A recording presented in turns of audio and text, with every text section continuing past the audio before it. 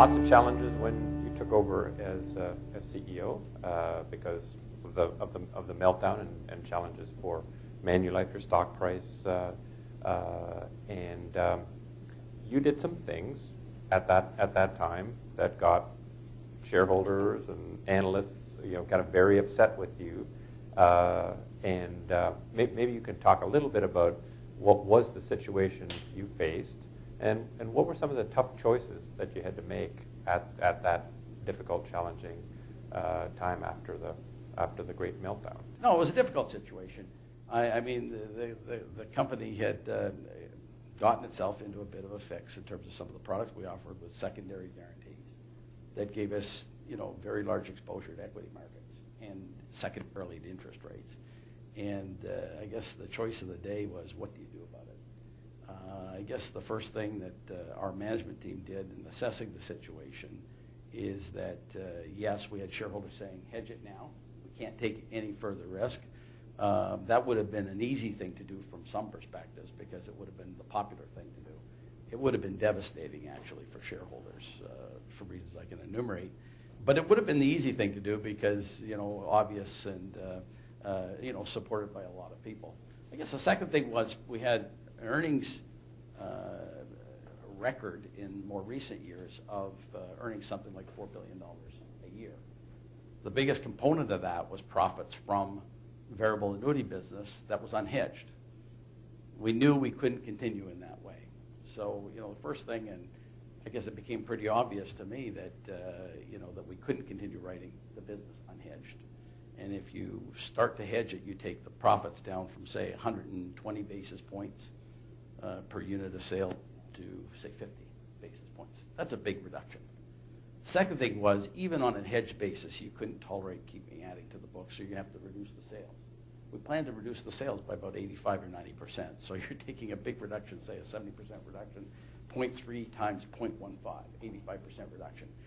If that isn't bad enough, and this is the biggest profit contributor, you're going to have to catch up on all the in-force business. You've got $100 billion in-force that you've got to get hedged because you can't tolerate. So the cost of that, the back book, if you will, the hedging all new business helps, the risk but reduces the profit. But then you've got to deal with the back book, which is adding hundreds of millions of dollars to costs that weren't there. In addition to that, we were, aware of the interest rate risk and other things, so we're, consciously having to cut back on certain activities. That was going to reduce the profit potential of the company enormously. So, I was sort of like, how do you win a popularity contest? First thing you do is you talk straight to shareholders about if you thought the earnings expectations of this enterprise were going to go back to $4 billion a year as a result of markets recovering. That ain't going to happen. You're dreaming. Second is, as a result of that, we had to reset expectations on a go-forward basis. And when you do that, you have to think about dividends, and their dividend payout ratio was pretty high at that time. If we think we're going to earn, say, no more on a run rate basis than, say, 600 a quarter, a number like that, or 700 a quarter, you shouldn't be paying out as much in dividends. So the second bit of popular news was, by the way, we're going to cut the dividend in half. The third was, having cut the dividend in half, with the choice of do we hedge at the bottom, or what might be the bottom and might not be the bottom, but do we hedge now, and run the risk that if markets go up, we're going to cause huge problems for the company. I mean, paying out, Richard Nesbitt can figure out, if you put $30 billion of shorts on futures and the market goes up 100%, which it did, you pay out $30 billion, right, of cash. That's a pretty onerous thing. If we're clever enough to get half of that off, we would have paid out $15 billion in cash. Those start to be serious numbers, right? So, the sort of obvious, easy thing to do, hedge it at the bottom, could have actually introduced more risk than it was solving because the risk that markets then went up. So what we instead did is built a fortress-like balance sheet, raised some equity. That made us very unpopular. You reset earnings expectations, say, the future's not going to be as rosy as the past. The second one is to say the dividend's going to be half of what it used to be. The third is, if you don't like me so far, you're going to really love this one. We're going to raise equity, and those of you who've been buying stock at $26 a share are seeing it sold at $19 a share. I did get a few letters from a few shareholders, including some big shareholders who had colorful suggestions about what I do with the rest of my life. But it was the right thing to do. And it was supported by the board and the management team. These were tough decisions. We knew we were entering into a path where we were, going to be criticized regardless of what happened. As it turned out, things have not been too bad. Markets went up at the end of 2009. We took the opportunity, hedged a whole bunch. Some shareholders thought we got too aggressively on the hedging. Said, look, you're running too fast. Why don't you let the market go on your way? Markets then fell, right? The end of 2000, or September 2009, markets were down. We actually had one investor, this is a cute story, but it's real, is a guy came to us and said, you're hedging too slow. You clearly got to speed up. Now, in perfect honesty, I called you in March and said you're hedging too fast, but I've changed my view. I mean, he was honest about it. Not a lot of, other people weren't as straightforward. These are tough decisions. So then when the market ran at the end of 2010, early 2011, we hedged another big bunch, and we got up to something like 88% of our target, which is a very fortunate position to be in.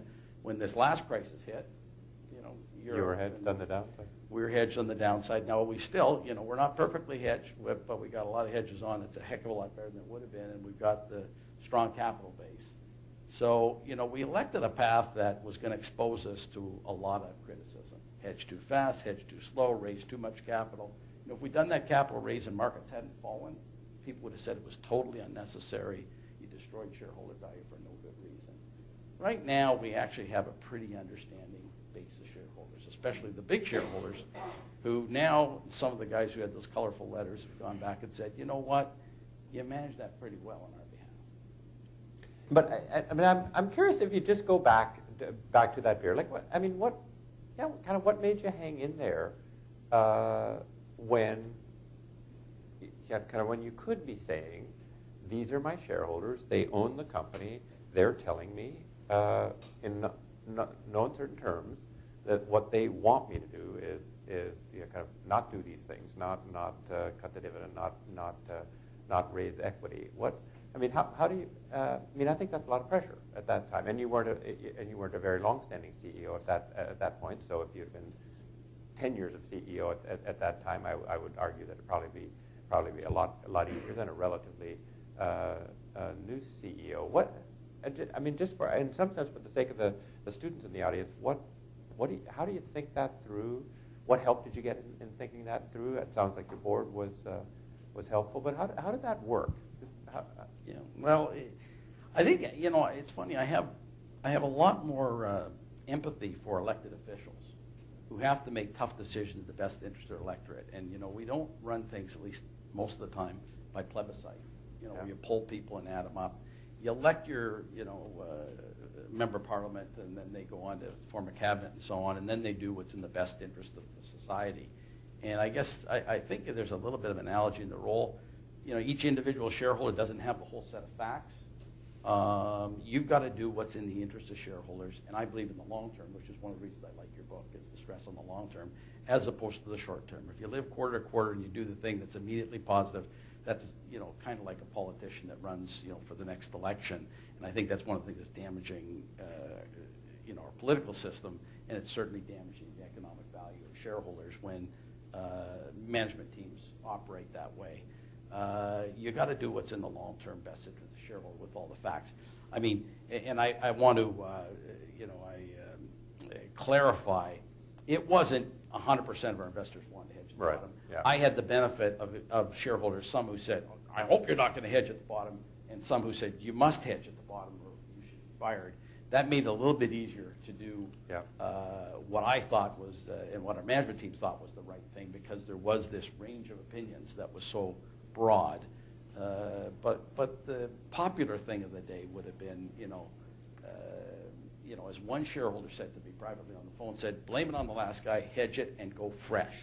Right. And that's the easy thing to do, right? The tougher thing is to live with it for the interest of the shareholders, but it's the right thing to do. And you know what?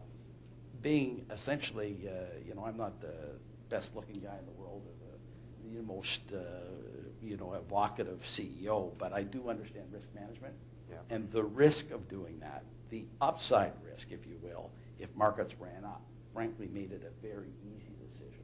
Yeah. The last thing you'd want to do is take a step in a moment of panic that would damage the future. That's like going in a revolving door the wrong way.